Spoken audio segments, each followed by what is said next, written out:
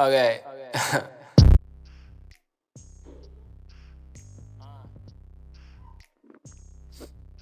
Let's get to it. Good day, everyone. My name is Rizal, and today I'd like to welcome you back to my channel. And we are going to be doing the Chappelle Show. We're going to be doing another reaction from the Comedy Central channel. I don't know if I'm taking a risk taking it from them. You know, these videos that I react to from them. You know, since I started doing Chappelle Show reactions, I did my first one ever. It's called the Will I get demonetized for this? Or just can I say it because, like, with some words in terms of these social media platforms and stuff, you can say, but other words you can. Like, you can say nigger, right? But you can't say anything homophobic, or you can't even, mention anything that relates to, I don't know, violence or sexual abuse. The specific word, otherwise, you'll be flagged for it. But you can say nigger. Um, well, without any hindrance. So I did what you call my first time reaction to the Chappelle Show before. I did the nigger family. I did that skit, and today I'm gonna be doing this is Black Bush, right? I just needed to confirm, guys. I already know what it is, but I needed to confirm that I knew the entire title. I'm gonna be watching the Black Bush skit for the first time, and I'm gonna be having some laughs because after this, I need to work on doing this other very long reaction, bro. Very, very long reaction. One of the fan bases have asked me to do. I gotta chop up some shit. So, hey, man, without further ado, let's get to it.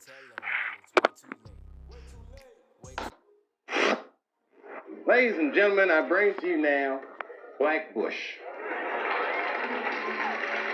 President Bush continues to make his case for an invasion of Iraq. After carefully examining the region, me and my cabinet agree that area is definitely ripe for regime change. All right. But if I can be real about it, Be real, son. real, Be real, son. try to kill my father, man. What? And play that. Say word, they try to kill your father, son. That nigga tried to kill my father! Word to everything we love, we coming to see y'all, son. Meanwhile, President Bush and British Prime Minister Tony Blair offered a spirited explanation for a possible war with Iraq. This nigga very possibly has weapons of mass destruction. I can't sleep on that. Not on my watch. That's not how I roll. That is serious. Now, if you don't want to take my word for it, why don't you ask Tony Blair? He got a whole nother set of intelligence. What's up, Tony? We don't know much about this. We can't trust random niggas with things like that, as George so eloquently put it. I'm with him 100% of the way. We don't know what he has. If the United States goes to war with Iraq, will it first have to provide evidence that Saddam Hussein has weapons of mass destruction? So far, the UN has found nothing, but President Bush counters with this. The nigga bought aluminum tubes. Do I need to tell you what the you can do with an aluminum tube? Aluminum! That don't scare you? Fine. I didn't even want to say this. The mother bought some yellow cake, okay, in Africa. He went to Africa and he bought yellow cake. Are you sure? Yes, I'm sure, bitch. I got to get the CIA right here. He'll tell you. Are you sure? I can't believe it. Ridiculous. Me and Jeb just coming back from Africa, cradle of celebration. And this nigga out here buying yellow cake from the motherland. Are you sure it was yellow cake? Y'all niggas don't believe me. I got some yellow cake right here. Look, you see, believe this? Don't drop that. Oh, I know what to do with it. So I got it wrapped up in this special CIA napkin. Don't drop that. Yeah. Yeah, hold on, drop this. Pray to God you don't drop that. Yellow cake. Right. A sensitive accusation for this administration is the theory held by many that the real reason the U.S. is so interested in toppling Saddam is control of the oil that Iraq is sitting on. What about people who... Yeah, guys, there's been so many discussions, there was discussions before they did that, the U.S. government did that, and after the U.S. government did that, and a lot of these situations, it's been a whole trend to over exaggerate and over dramatize reasons for going into other people's countries, just to gain a foothold that would benefit the country that's going over there and interfering in shit they're not supposed to be interfering with. If you catch my drift, basically, like the whole Israel and Palestine thing, with the U.S. and like everyone picking sides and everything. Like they're not picking sides because they care about these people. Like that's one of the things, honestly, guys, that I've stressed on my social media. Well, I'm not on Instagram anymore. My account is there; it's just dead right now. I'm not using it. But I stressed it these past couple of months, where I was like, this isn't an Israel and a Palestinian thing. It's the world's trying to manipulate two nations that are related to each other and are actually like they're actually family, against each other for some bullshit, for their own means. That's how it started in the beginning. They finessed shit between those two in order to gain a foothold in claiming territory within those areas. So it's the same. There's always like a little thing that they're planning to do. Like you can never honestly. It's tough because you need to like sort of put some trust in your government, but you always gotta look at politicians with a side eye. Like I don't even believe you have a soul, honestly speaking, with the way like a lot of like governments have operated, a lot of politicians, especially in terms of this case, a lot of ways that they operated. So like sometimes when I see like Americans saying, I don't trust my government, I'm going off the grid, something's gonna happen and I'm not gonna be around, this government is, crazy. Sometimes I'll be looking at them like you're too privileged to be talking this way. But on the other hand, I also be looking at them like, nah, like I'm half. Like, nah, you got a point. You got a point. We've seen some shit from the American government. You say you're only interested in the Middle East for oil. What? Huh? Oil? Who said something about oil, bitch? You cooking? Oh.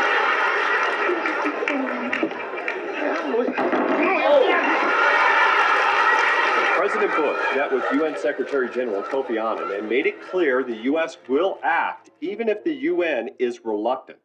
UN, you have a problem with that? You know what you should do? You should sanction me. Sanction me with your army. Oh, wait a minute. You don't have an army. I guess that means you need to shut the up. That's what I do if I don't have no army. I would shut the up. That's right. Okay, now I think I'm gonna take orders from an African. You might speak 16 languages, but you gonna need them when you in Times Square selling fake hats. I know Gucci when I see it, nigga. I'm rich. I got a coalition of the willing. I got 40 nations ready to roll, son. Like who? Said that? Huh? Like who? England. Japan's sending PlayStations. Stankonia said they are willing to drop bombs over Baghdad. Rickety Row is coming. Africa, Bambaataa, and the Zulu Nation. That means I'm not doing this by myself, and I'm not disrespecting the UN, even though they don't got no army. Go sell some medicine, bitches. Trying to get that all. Oh!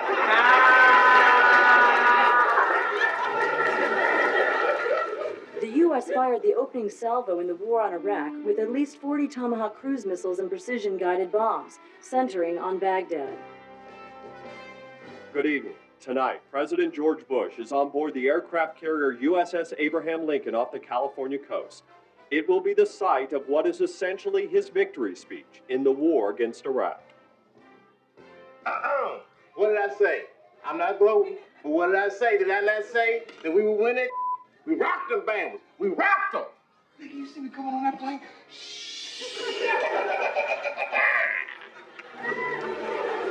For the second straight day, these hardline Iraqis protested the American presence here. Mr. President, when do you think they'll hold general elections in Iraq? Damn, I know I shouldn't have called on this nigga. I shouldn't have called on you because you're always trying to distract motherfuckers with things like the war and skirt all the real issues. Gay people are getting married, folks. Yes. Nasty. Imagine that. Two women touching on each other's titty balls. Wrestling.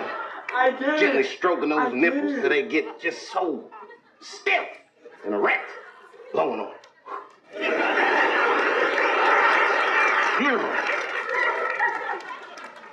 Men, barbecue. I like you too, dog. Let's get married, man. Crazy. What about your That is gross. Mr. President, sir, how do you explain the continual upheaval in Iraq even after the capture of Saddam Hussein? Why are you doing this, man? I thought you was my black brother. Why you asking me questions like that? Fine, I'll answer your stupid ass question. Here's how I feel about Iraq. I feel like you guys keep trying to distract people with Iraq when I'm focusing on other things, namely the moon. Yes, I said it, the moon. Can't be distracted. What's going on with the war? What's wrong with the economy? Stop worrying about that. I got that under control. Let's focus on space, nigga. The United States of space. Because I ain't stopping at the moon. Write this down. M-A-R-S. Mars, bitches. That's where we are going. Mars. Red rocks. Yay, yay!